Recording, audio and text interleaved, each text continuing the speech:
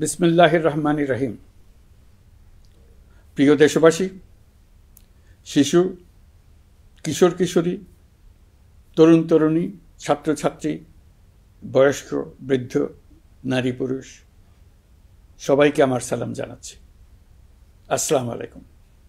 আজ 5ই অগাস্ট, জুলাই গণ অভ্যুত্থান দিবস। বাংলাদেশের ইতিহাসের এক অবিস্মরণীয় দিন। 1 বছর আগে এই দিনে জুলাই গণ অভ্যুত্থান পূর্ণতা পায়।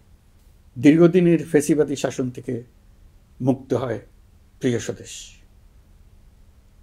গত বছরের জুনে আদালতের একটি রায়ে সরকারি চাকরিতে কোটা পুনর্বহাল হলে দেশের তরুণ শিক্ষার্থী সমাজ বিক্ষুব্ধ হয়ে ওঠে। তাদের এই ক্ষোভ দাবানলে পরিণত হয় স্বৈরাচারের তুচ্ছ-তাচ্ছিল্যে, দমন পীড়নে, নির্বিচারে গুলিবর্ষণ, নির্মম হত্যাযজ্ঞের কারণে। স্বৈরাচারী শাসকের নির্দেশে পরিচালিত হত্যাযজ্ঞের সামনে নির্ভীক চিত্তে দাঁড়িয়েছিল এদেশের ছাত্র, শ্রমিক, জনতা। তাদের সম্মুখভাগে ছিলেন আমাদের অদম্য নারীরা। দেশকে স্বৈরাচার মুক্ত করতে অকাতরে জীবন উৎসর্গ করেছেন তাঁরা। আজকের দিনে আমি জাতির সূর্য সন্তান জুলাই শহীদদের গভীর শ্রদ্ধার সঙ্গে স্মরণ করছি। জুলাইয়ে যারা আহত হয়েছেন, চিরতরে পঙ্গু হয়েছেন, দৃষ্টি হারিয়েছেন, জাতির পক্ষ থেকে আমি তাদের প্রতি শ্রদ্ধা ও কৃতজ্ঞতা জানাচ্ছি। প্রিয় দেশবাসী, গত 1 বছরে আমরা অনেক সংকট ও সম্ভাবনার মধ্য দিয়ে পার করেছি। অনেক ঘটনা, দুর্ঘটনা আমাদের গভীরভাবে বেদনাহত করেছে।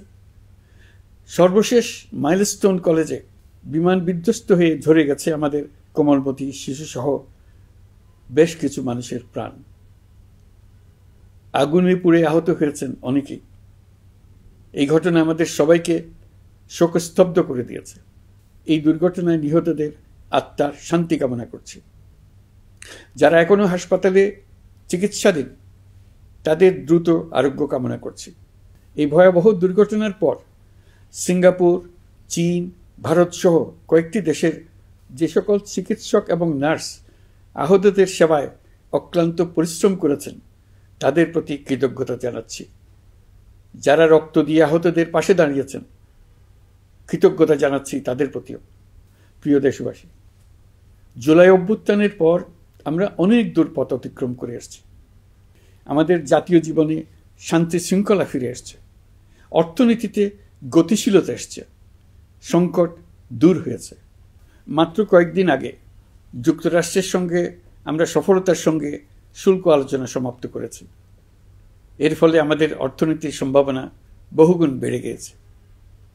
যখন 1 বছর আগে আমাদের অন্তর্বর্তীকালীন সরকার 16 বছর ব্যাপী একটানা ধ্বংসযজ্ঞ এবং লুটপাটে বিধ্বস্ত এক অর্থনীতির দায়িত্ব নিয়েছিলাম, তখন কারোরই মনে হচ্ছিল না এই বিধ্বস্ত অর্থনীতিকে আবার সহজে চালু করা যাবে। মাত্র 1 বছরের মধ্যে আমরা এতদূর রাস্তা অতিক্রম করতে পারবো, এটা চিন্তাই করা যায়নি। অর্থনীতি ঘুরে দাঁড়িয়েছে। এখন দ্রুত গতিতে এগিয়ে যাবার পালা। আমরা এখন অন্তর্বর্তী সরকার থেকে একটি নির্বাচিত সরকারের হাতে রাষ্ট্র পরিচালনার দায়িত্ব তুলে দেওয়ার দিকে অগ্রসর হচ্ছি।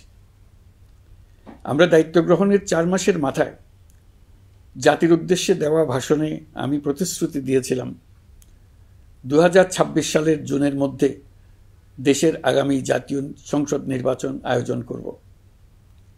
তবে নির্বাচনের আগে আমাদের অত্যাবশ্যকীয় কয়েকটি কাজ সম্পন্ন করতে হবে। এর মধ্যে অন্যতম হল জুলাই ঘোষণাপত্র ও জুলাই সনদ। আজ জুলাই গণ অভ্যুত্থান দিবসে সকল রাজনৈতিক দলকে সঙ্গে নিয়ে আমরা জাতির কাছে জুলাই ঘোষণাপত্র উপস্থাপন করেছি। এই ঘোষণাপত্রে মহান মুক্তিযুদ্ধ সহ বাংলাদেশের মানুষের অতীতের বিভিন্ন ঐতিহাসিক ও গণতান্ত্রিক সংগ্রাম থেকে শুরু করে জুলাই অভ্যুত্থানের প্রেক্ষাপট বর্ণনা করা হয়েছে। আমাদের 3টি দায়িত্ব ছিল: সংস্কার, বিচার ও নির্বাচন। জুলাই অভ্যুত্থানের ছাত্র, শ্রমিক, জনতা দেয়ালে দেয়ালে যে প্রত্যাশার কথা লিখে রেখেছিল, তার অন্যতম ফোকাস ছিল রাষ্ট্র ব্যবস্থার গণতান্ত্রিক সংস্কার। সেই লক্ষ্যে আমরা বেশ কয়েকটি সংস্কার কমিশন গঠন করেছিলাম। তাদের মধ্যে প্রধান প্রধান সংস্কার কমিশনগুলো যে সুপারিশ পেশ করেছে সেগুলোর মধ্যে স্বল্প সময়ের মধ্যে আশু বাস্তবায়নযোগ্য বহু সংস্কার আমরা ইতিমধ্যে সম্পন্ন করেছি। এই সংস্কারগুলোর মাধ্যমে অর্থনৈতিক খাত, বিচার ব্যবস্থা ও জনপ্রশাসনে গতিশীলতা আসবে, স্বচ্ছতা ও জবাবদিহিতা বহুলাংশে বৃদ্ধি পাবে, দুর্নীতি, অনিয়ম ও হয়রানি হ্রাস পাবে। দীর্ঘমেয়াদী সংস্কার কাজ বাস্তবায়নের লক্ষ্যে আমরা জাতীয় ঐকমত্য কমিশন গঠন করেছিলাম। এই কমিশনে 30টিরও অধিক রাজনৈতিক দল ও জোট স্বতঃস্ফূর্তভাবে অংশগ্রহণ করেছে, তাদের মতামত দিয়েছে। প্রাথমিক পর্যায়ে ঐকমত্য কমিশন 166টি সুপারিশ নিয়ে 30টির বেশি রাজনৈতিক দলের সঙ্গে প্রায় 2 মাস ধরে দলগত ও জোটগতভাবে আলোচনা করেছিল। এই প্রক্রিয়ায় যেসব বিষয়ে রাজনৈতিক দলগুলোর মধ্যে ঐকমত্য প্রতিষ্ঠিত হয়েছিল সেগুলো বাদ দিয়ে কমিশনের পক্ষ থেকে 19টি মৌলিক সংস্কারের বিষয় চিহ্নিত করা হয়। দ্বিতীয় পর্যায়ে 23 দিন ধরে আলোচনা শেষে 19টি বিষয়ের বেশিরভাগ ক্ষেত্রেই ঐকমত্য প্রতিষ্ঠা করা সম্ভব হয়েছে, যদিও কয়েকটি ক্ষেত্রে কিছু কিছু রাজনৈতিক দলের নোট অফ ডিসেন্ট রয়েছে। সংস্কারের ক্ষেত্রে আমরা আমাদের লক্ষ্যে পৌঁছাতে পেরেছি। ঐকমত্য কমিশনের পরিচালনায় দেশের সকল রাজনৈতিক দল মিলে দীর্ঘদিন ধরে প্রতিনিয়ত আলাপ আলোচনার ভিত্তিতে জুলাই সনদ চূড়ান্ত হওয়ার পর্যায়ে এসছে। জুলাই সনদ একটি ঐতিহাসিক অর্জন। এটা শুধু আমাদের রাজনৈতিক ইতিহাসে নয়, বৃহত্তর পরিমণ্ডলের রাজনৈতিক ইতিহাসেও স্মরণীয় হয়ে থাকবে। দলিল তো স্মরণীয় হয়ে থাকবেই, এটা রচনার প্রক্রিয়াও স্মরণীয় হয়ে থাকবে। এই দলিল প্রণয়নের জন্য আমি সকল রাজনৈতিক দলের নেতৃবৃন্দকে এবং ঐকমত্য কমিশনের সদস্যবৃন্দকে, বিশেষ করে এই উদ্যোগের নেতৃত্ব দানকারী প্রফেসর আলী রিয়াজকে জাতির পক্ষ থেকে অশেষ কৃতজ্ঞতা ও ধন্যবাদ জানাচ্ছি। রাজনৈতিক দলের প্রতিনিধিরা অত্যন্ত সৌহার্দ্যপূর্ণ পরিবেশে আলোচনায় অংশ নিয়েছেন। মতপার্থক্য থাকা সত্ত্বেও সকল রাজনৈতিক দলের মধ্যে ঐকমত্য তৈরির চেষ্টা ছিল। আমরা আশা করছি এই ঐকমত্যের ভিত্তিতে অচিরে রাজনৈতিক দলগুলি জুলাই সনদে স্বাক্ষর করবে এবং এর বাস্তবায়নেও ঐকমত্যে পৌঁছাবে। জুলাই সনদ বাংলাদেশে সুষ্ঠুভাবে ক্ষমতা হস্তান্তর, জবাবদিহিমূলক রাষ্ট্রীয় প্রতিষ্ঠানগুলোর স্বাধীনতা ও সক্ষমতা, নাগরিক অধিকারের সত্যিকারের বাস্তবায়ন, রাষ্ট্রীয় সম্পদ ও সামর্থ্যের ব্যবস্থাপনা নিশ্চিত করবে। আমাদেরকে নিশ্চিত করতে হবে ভবিষ্যতের কোনো সরকারই যেন আর ফ্যাসিস্ট হয়ে উঠতে না পারে। রাষ্ট্রকে এমনভাবে মেরামত করতে হবে যাতে কখনো কোথাও ফ্যাসিবাদের লক্ষণ পাওয়া গেলেই সেটিকে যেন তাৎক্ষণিকভাবে সেখানেই নির্মূল করা যায়, আর যেন 16 বছরের জন্য অপেক্ষা করতে না হয়, বহু মানুষকে প্রাণ দিতে না হয়, আমাদের যেন আরেকটি গণ অভ্যুত্থানের প্রয়োজন না হয়। জুলাই আগস্টের মানবতা বিরোধী অপরাধ মামলায় বিচার কাজ দৃঢ়ভাবে এগিয়ে চলেছে। বিচারের আনুষ্ঠানিক শুনানি পর্বও শুরু হয়েছে। ইতিহাসের নির্মম হত্যাযজ্ঞে যারা জড়িত তাদের বিচার এদেশের মাটিতে হবেই।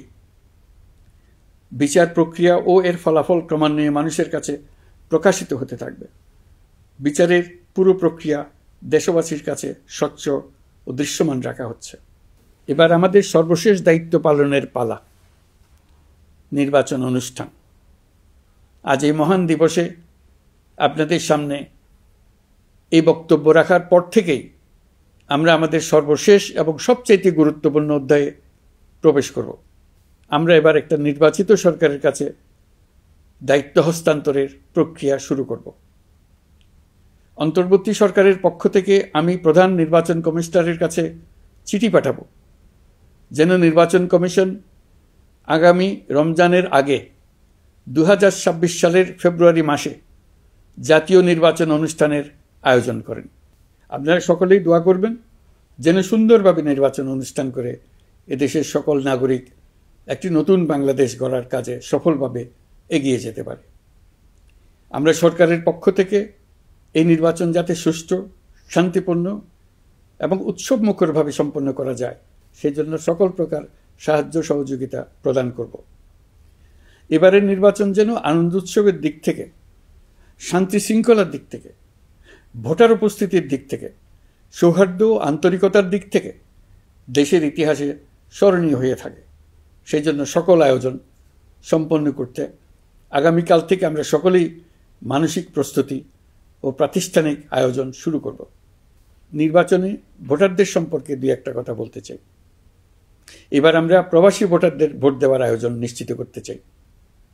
অর্থনৈতিক দিক থেকে সম্পূর্ণ বিধ্বস্ত বাংলাদেশ যে আবার দ্রুত ঘুরে দাঁড়াতে পেরেছে, তার বড় কারণ হলো আমাদের রেমিটেন্স যোদ্ধাদের ঐতিহাসিক অবদান। নির্বাচনে তাদের অংশগ্রহণ নিশ্চিত করার জন্য নির্বাচন কমিশন প্রস্তুতি নিচ্ছে। নারী ভোটাররা যেন দেশের সর্বত্র নির্দ্বিধায় আনন্দোৎসাহ সহকারে তাদের ভোট দিতে পারে, এটা নিশ্চিত করতে চাই। এবার যেন কেন্দ্রে কেন্দ্রে নারী ভোটারদের ঢল নামে, আমরা সেই লক্ষ্যে সমস্ত ব্যবস্থা গ্রহণ করব। দেশের মানুষের ভোটাধিকার কেড়ে নেবার কারণে গত 15 বছর ধরে নাগরিকবৃন্দ ভোট দিতে পারেনি। এবারের নির্বাচনে আমরা আমাদের বকেয়া আনন্দ সহ মহা আনন্দে ভোট দিতে চাই। এবারের নির্বাচনে জীবনে প্রথমবার ভোট দিতে যাবে এরকম ভোটাররা নানা উৎসবের মধ্য দিয়ে ভোট কেন্দ্রে যাবে, তাদের এই দিনটি স্মরণীয় করে রাখার জন্য। এর মধ্যে নতুন নারী ভোটার থাকবে, নতুন পুরুষ ভোটার থাকবে। এর মধ্যে এমন ভোটার থাকবে যারা 15 বছর আগে থেকেই ভোট দিতে পারত, কিন্তু জীবনে একবারও ভোট দিতে পারেনি। এর মধ্যে আসবে যারা 10 বছর আগে, 5 বছর আগে ভোট দিতে পারত কিন্তু পারেনি। আর আসবে ভাগ্যবান ও ভাগ্যবতীর দল, যারা এই প্রথমবার ভোটার হওয়ার যোগ্যতা লাভ করলো এবং সঙ্গে সঙ্গে ভোট দেওয়ার সুযোগও পেয়ে গেল। নির্বাচনের দিনকে আমরা ঈদের উৎসবের মতো করতে চাই। এবারের ভোটের আনন্দ থাকবে সবার মধ্যে। আপনারা সবাই বাচ্চা কাচ্চাদের নিয়ে ভোট কেন্দ্রে যাবেন। নাগরিক অধিকার প্রয়োগের মহা আনন্দ পরবর্তী বংশধরদের কাছে তুলে ধরার জন্য এখন থেকে প্রতিদিন আলাপ আলোচনা করুন। আপনার এলাকায় ভোটদান ব্যবস্থা কেমন হলে সুন্দর হয়, কেমন হলে আনন্দমুখর হয়, সেটা আগে থেকে ঠিক করার জন্য। নতুন বাংলাদেশ গড়ার কাজের ভিত্তি রচনা হবে এবারের নির্বাচনে। তার জন্য প্রস্তুতি নিন। প্রিয় দেশবাসী, দেশের ইতিহাসে এখন পর্যন্ত যতগুলো বড় সংঘাত, সহিংসতার ঘটনা ঘটেছে, তার সবগুলোর নেপথ্য কারণ ছিল ত্রুটিপূর্ণ নির্বাচন। ত্রুটিপূর্ণ নির্বাচনের মধ্য দিয়ে কোনো দল যদি গায়ের জোরে নির্বাচিত হয়ে ক্ষমতায় আসে, তার চূড়ান্ত পরিণতি কী তার জুলাই অভ্যুত্থান আমাদের দেখিয়ে দিয়েছে। আমরা ইতিহাসের কলঙ্কিত কোনো অধ্যায়ের পুনরাবৃত্তি আর করতে চাই না। আপনারা প্রত্যেকেই অবগত আছেন, একটা গোষ্ঠী নির্বাচনকে বাধাগ্রস্ত করার জন্য উন্মুখ হয়ে আছে। তারা দেশের গণতান্ত্রিক অগ্রযাত্রাকে ব্যাহত করতে দেশের বাইরে বসে ভেতরে থেকে নানা অপচেষ্টায় লিপ্ত রয়েছে। আমাদেরকে অবশ্যই খেয়াল রাখতে হবে তারা যেন নির্বাচনকে সংঘাতময় করে তোলার কোনো রকমের সুযোগ না পায়। মাথায় রাখবেন, পরাজিত শক্তি নির্বাচনের আগ পর্যন্ত বারবার মাথাচাড়া দিয়ে ওঠার চেষ্টা করবে, কিন্তু একটি অবাধ, সুষ্ঠু, নিরপেক্ষ নির্বাচন সফলভাবে আয়োজন করা গেলে অপশক্তির পরাজয় চূড়ান্ত হবে। নির্বাচন সংক্রান্ত বিষয়ে প্রতিনিয়ত পরামর্শ নেওয়ার জন্য আমরা প্রযুক্তির সাহায্য নেব। এই জন্য একটি অ্যাপ তৈরির উদ্যোগ নিচ্ছি। দ্রুত এই অ্যাপটি চালু হবে। আপনারা আপনাদের সকল পরামর্শ, সকল মতামত, সকল আশঙ্কা এবং উদ্যোগের কথা এই অ্যাপের মাধ্যমে আমাদেরকে জানাবেন। আমরা তা যথাযথ কর্তৃপক্ষকে জানিয়ে দেব, সমস্যা সমাধানের জন্য ব্যবস্থা নেব। রাজনৈতিক দলগুলোর প্রতি আমার আহ্বান থাকবে, আপনাদের নির্বাচনী ইশতেহারে, আপনাদের প্রতিশ্রুতি, প্রতিজ্ঞা, পরিকল্পনায় কোনো কিছুতেই যেন তরুণরা বাদ না পড়ে, নারীরা বাদ না পড়ে। মনে রাখবেন, যে তরুণ তরুণীরা বাংলাদেশকে বদলে দিয়েছে, তারা বিশ্বকেও বদলে দেওয়ার ক্ষমতা রাখে। আপনার দল থেকে তাদেরকে সেই সুযোগ দেওয়ার উদ্যোগ নেন। আগামী নির্বাচনে সবাই নিরাপদে যার যার পছন্দের প্রার্থীকে ভোট দেবে, এটা নিয়ে কারো কোনো আপত্তির সুযোগ রাখা যাবে না। আমরা সবাই সবার পছন্দের প্রতি সম্মান দেখাব, এটাই হোক আমাদের প্রতিজ্ঞা। প্রিয় দেশবাসী, আপনারা জানেন, সরকার দায়িত্ব গ্রহণের পরপরই দেশের দক্ষিণ ও উত্তরাঞ্চলে যে ভয়াবহ বন্যা পরিস্থিতি তৈরি হয়েছিল, তা ফসল উৎপাদনে ব্যাপক ক্ষতি সাধন করেছে। এর ফলে নিত্য প্রয়োজনীয় পণ্যের মূল্যবৃদ্ধির আশঙ্কা হয়েছিল। তবে সংশ্লিষ্ট প্রতিষ্ঠান ও কর্তৃপক্ষের যথাযথ পদক্ষেপ, নজরদারি ও মধ্যস্বত্বভোগীদের দৌরাত্ম্য কমানোর ফলে এটি এড়ানো গেছে। বিশেষ করে এবছরের পবিত্র মাহে রমজান মাস থেকে শুরু করে এখন পর্যন্ত বাজার পরিস্থিতি স্থিতিশীল রয়েছে। মূল্যস্ফীতির নিয়ন্ত্রণ ছিল আমাদের জন্য সবচেয়ে বড় চ্যালেঞ্জ। ভঙ্গুর অর্থনীতি ও বন্যার কারণে খাদ্য মূল্যস্ফীতি হয়েছিল প্রায় 14%। এখন সেটা অর্ধেকে নেমে আসছে। আমরা আশা করছি ডিসেম্বরের মধ্যে এটা 6% নেমে আসবে। এই জুন মাসে দেশের সার্বিক মূল্যস্ফীতি কমে 8.48% হয়েছে, যা বিগত 35 মাসের মধ্যে সর্বনিম্ন। এই নিয়ে 4 মাস ধরে সার্বিক মূল্যস্ফীতি ক্রমান্বয়ে কমেছে। বর্তমান অন্তর্বর্তীকালীন সরকারের প্রতি প্রবাসীদের অসীম আস্থার ফলে মুদ্রাবাজারেও স্থিতিশীলতা ফিরে আসছে। গত অর্থবছরে ব্যাংকিং চ্যানেলে রেকর্ড $3033 কোটি প্রবাসী আয় দেশে এসেছে। রপ্তানি আয়ে প্রায় 9% প্রবৃদ্ধি হয়েছে। এর ফলে টাকা শক্তিশালী হয়েছে। অনেক বছর পর ডলারের বিপরীতে টাকার মান বাড়ছে। গত 11 মাসে বৈদেশিক পাওনাদারদের পাওনা সুদ ও আসল বাবদ $4 বিলিয়ন অর্থাৎ $400 কোটি অর্থ পরিশোধ করা হয়েছে, যা এ যাবৎকালের সর্বোচ্চ। আগের বকেয়া আদায় পরিশোধের পরও বৈদেশিক মুদ্রার রিজার্ভ বাড়ছে। আগামীতে এই ধারা বজায় থাকবে বলে আমরা আশা করি। বিদেশি বিনিয়োগ বৃদ্ধিতে বিভিন্ন উদ্যোগ নেওয়ার ফলে এই বছরের প্রথম 3 মাসে বিদেশি বিনিয়োগ এসছে $10,500 কোটি। গত বছরের একই সময়ের তুলনায় এটা দ্বিগুণেরও বেশি। আর অক্টোবর থেকে হিসাব করলে 6 মাসে ফরেন ডাইরেক্ট ইনভেস্টমেন্ট এসছে $16,500 কোটি, যা গত সরকারের আমলের শেষ 6 মাসের তুলনায় দ্বিগুণ। কর্মসংস্থান সৃষ্টি অন্তর্বর্তীকালীন সরকারের অন্যতম বড় লক্ষ্য। সম্প্রতি হংকং ভিত্তিক শিল্পগোষ্ঠী হান্ডা বাংলাদেশের বস্ত্র ও তৈরি পোশাক খাতে $250 মিলিয়ন বিনিয়োগের প্রতিশ্রুতি নিয়ে এসছে, যা এই খাতে চীনা কোনো কোম্পানির একক সর্বোচ্চ বিনিয়োগ। তাদের এই বিনিয়োগের ফলে 25,000 লোকের কর্মসংস্থান হবে। আমরা দৃঢ়ভাবে বিশ্বাস করি হান্ডার এই বিনিয়োগ আরও চীনা কোম্পানিকে এই দেশে বিনিয়োগের জন্য উৎসাহিত করবে। এর মাধ্যমে আমাদের তরুণ তরুণীদের কর্মসংস্থানের পথ খুলবে। গত 16 বছরে দেশ থেকে যে বিপুল পরিমাণ অর্থ পাচার হয়ে গিয়েছে, আমরা সেটা ফিরিয়ে আনার উদ্যোগ নিয়েছি। এই দীর্ঘ আইনি প্রক্রিয়ার জন্য সরকার নামকরা বিদেশি আইনি প্রতিষ্ঠানকে নিয়োগ দিয়েছে। যথাযথ আইনি পদক্ষেপের ফলে বিশ্বের বিভিন্ন দেশে ফেসিবাদী দুর্বৃত্তরা যে অর্থ সম্পদের পাহাড় গড়েছে তার কিছু কিছু ইতিমধ্যে জব্দ হয়েছে। এই কার্যক্রম সঠিকভাবে চালিয়ে যেতে পারলে অল্প সময়ের মধ্যে আরও কিছু ইতিবাচক ফলাফল পাওয়া যাবে বলে আমি বিশ্বাস করি। দেশের ভেঙে পড়া অর্থনীতিকে মজবুত করতে হলে আমাদের চিন্তায় মৌলিক পরিবর্তন আনতে হবে। আমি বরাবরই বলে এসেছি, এদেশের নদী ও বিশাল সমুদ্র আমাদের মূল্যবান সম্পদ।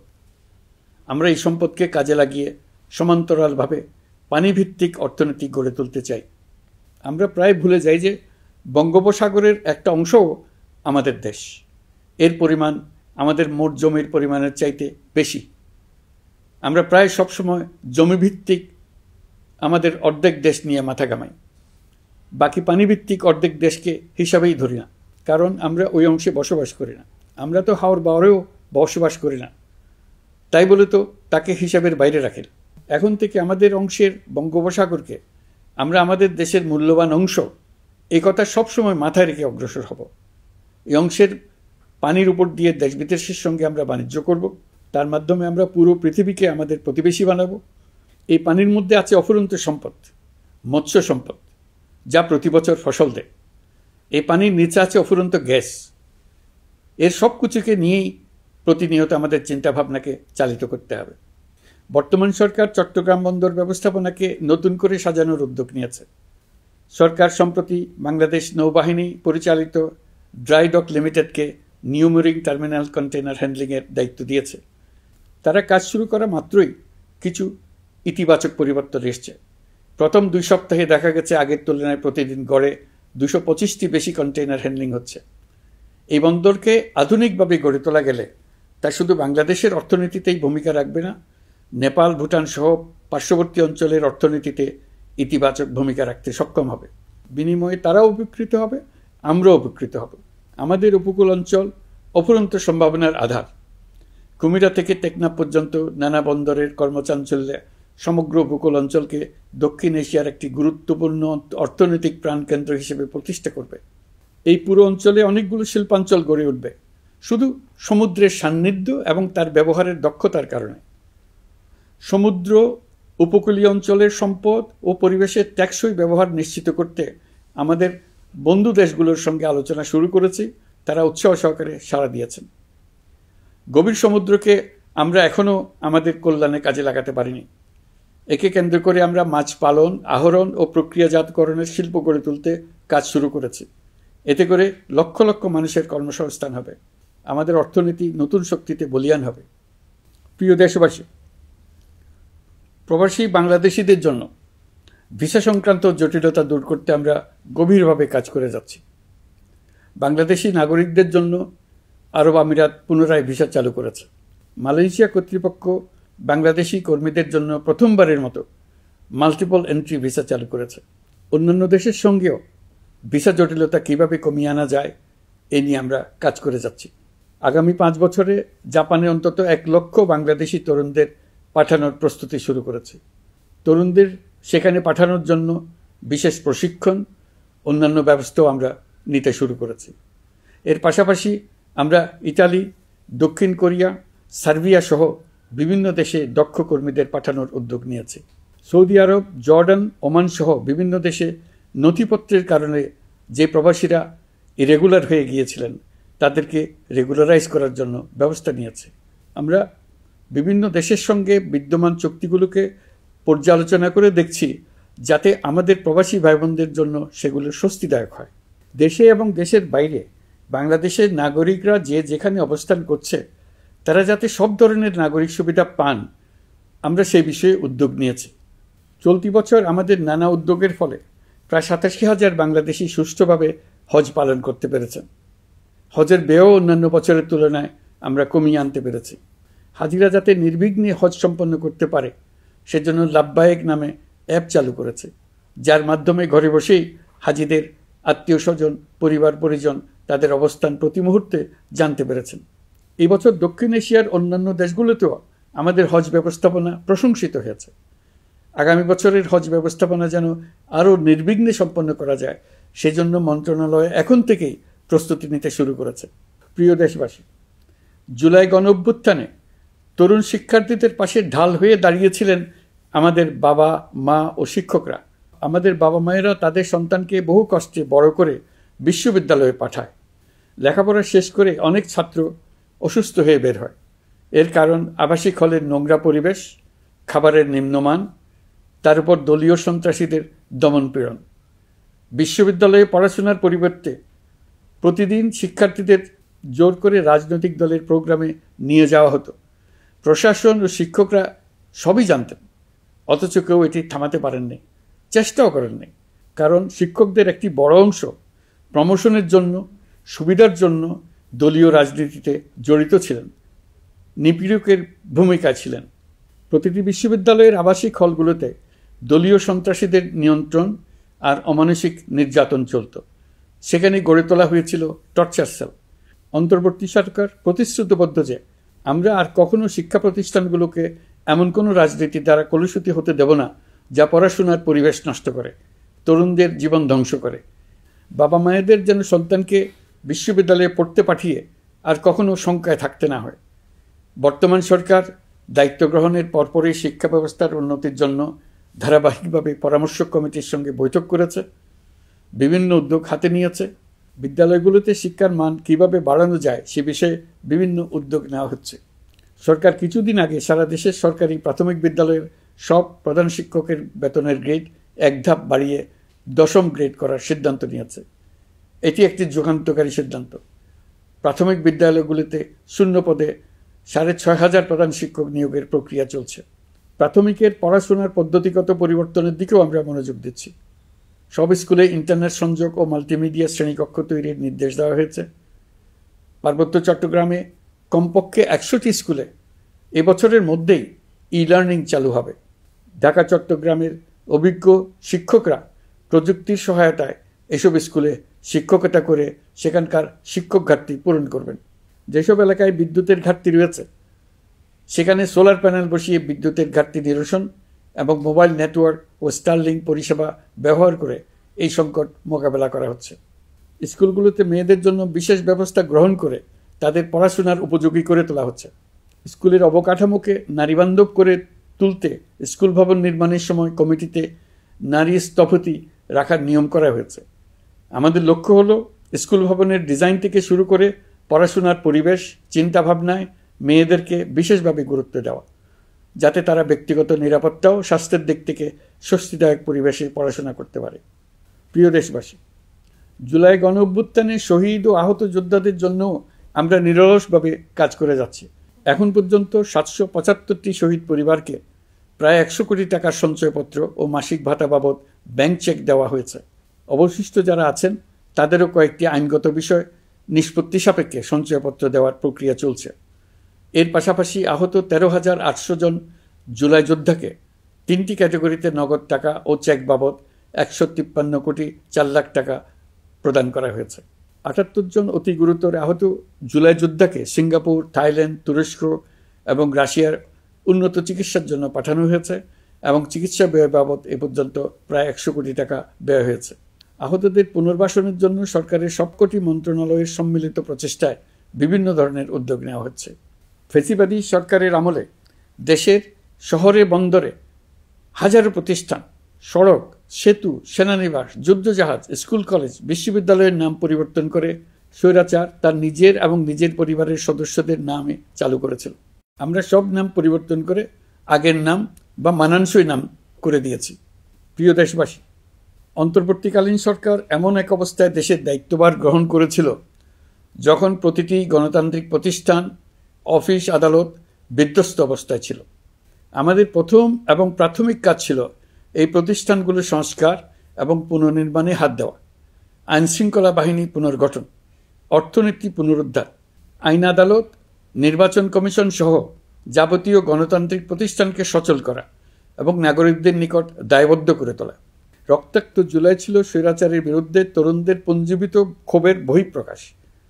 16 বছর ধরে সরকারের স্বৈরাচারী আচরণের বিরোধিতা করে যতগুলো আন্দোলন হয়েছে, প্রতিটিতেই দলীয় সন্ত্রাসীরা অস্ত্র হাতে আন্দোলনকারীদের আক্রমণ করেছে। প্রতিটি আন্দোলনকেই দমন করার জন্য দলীয় সন্ত্রাসীরা সর্বোচ্চ আঘাত করেছে, যেখানে আইনশৃঙ্খলা বাহিনীকেও অংশ নিতে নির্দেশ দেওয়া হয়েছে অথবা দাঁড়িয়ে দর্শকের ভূমিকায় থাকতে বলা হয়েছে। একটি স্বাধীন বিচার বিভাগের জন্য অন্তর্বর্তী সরকার সংস্কার কাজ হাতে নিয়েছে।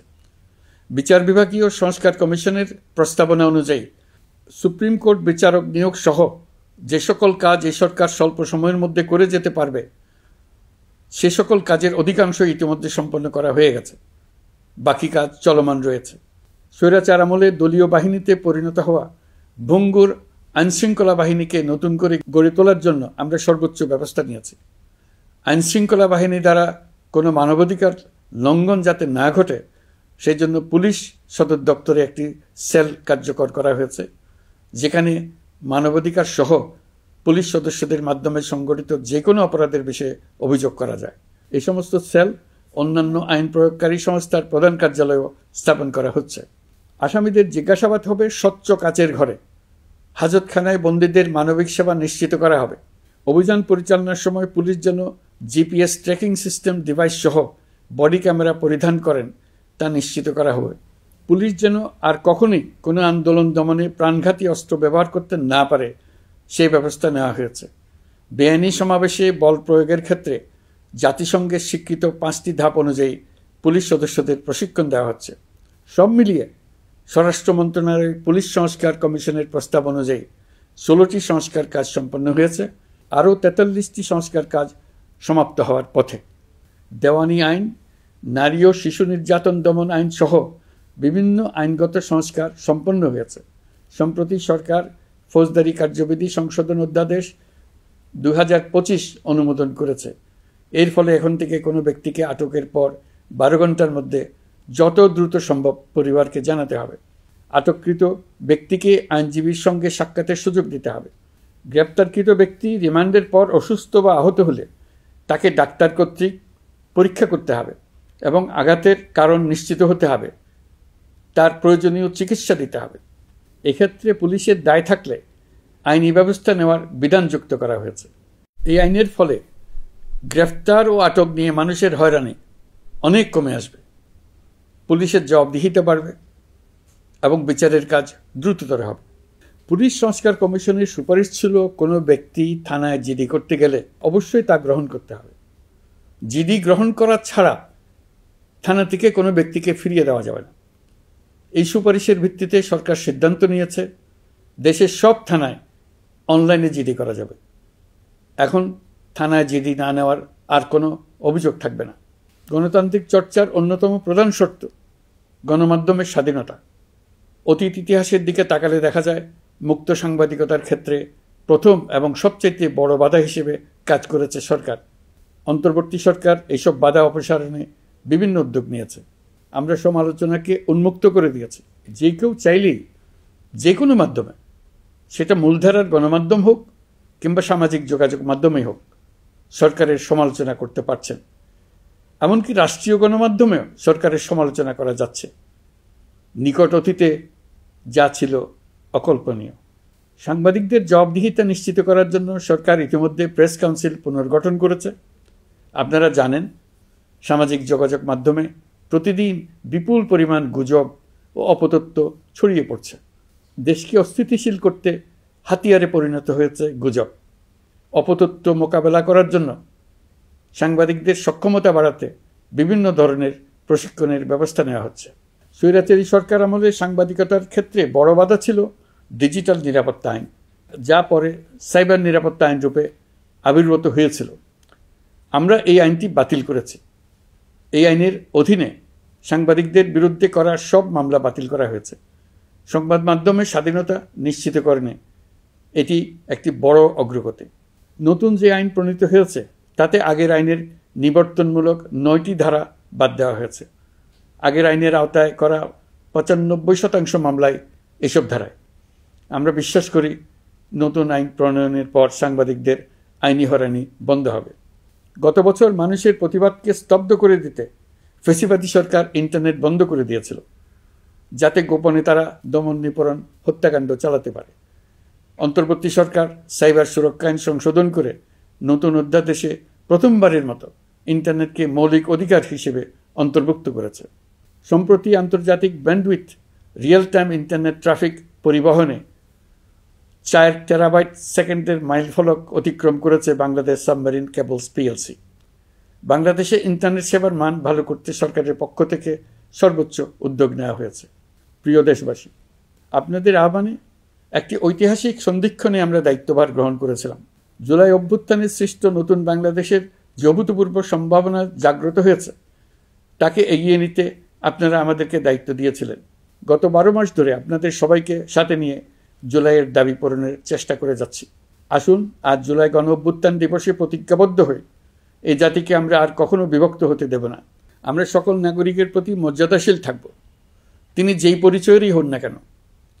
আমরা দৈনন্দিন জীবনে নানা ঘাত প্রতিঘাতে সাময়িকভাবে যদি পথভ্রষ্ট হয়েও পড়ি, প্রতি বছর জুলাই আমাদেরকে নতুন করে ঐক্যবদ্ধ হতে শক্তি যোগাবে। জুলাই তরুণদের উসিলায় জাতির আত্ম আবিষ্কারের মাস, ভুলভ্রান্তি শুধরে নেবার মাস, গর্তে পড়ে যাওয়ার প্রবণতা থেকে নিজেদেরকে রক্ষা করার মাস। জুলাই গ্রামে গঞ্জে, সরকারি বেসরকারি স্কুল কলেজে, বিশ্ববিদ্যালয়ে, ফসলের মাঠে, ঘরে বাড়িতে কিশোর কিশোরী তরুণ তরুণীদের কাছ থেকে তাদের আকাঙ্ক্ষাগুলো জেনে নেওয়ার মাস। নির্বাচন আসছে। যদি আপনি আপনার নির্বাচনী এলাকা থেকে দূরে বসবাস করেন, তবে এখন থেকে নিয়মিত নির্বাচনী এলাকা পরিদর্শন করুন, যাতে সেরা ব্যক্তিকে নির্বাচিত করতে আপনি প্রস্তুত হতে পারেন। যাদের তাজা রক্তের বিনিময়ে আমরা আমাদের এই অতি মূল্যবান অধিকার ফিরে পেলাম, ভোটটা দেওয়ার আগ মুহূর্তে যেন তাদের চেহারা আমাদের চোখে ভেসে ওঠে। ফেব্রুয়ারি বেশি দূরে নয়। নির্বাচন নিয়ে প্রস্তুতি নিতে নিতেই ভোটের দিন এসে পড়বে।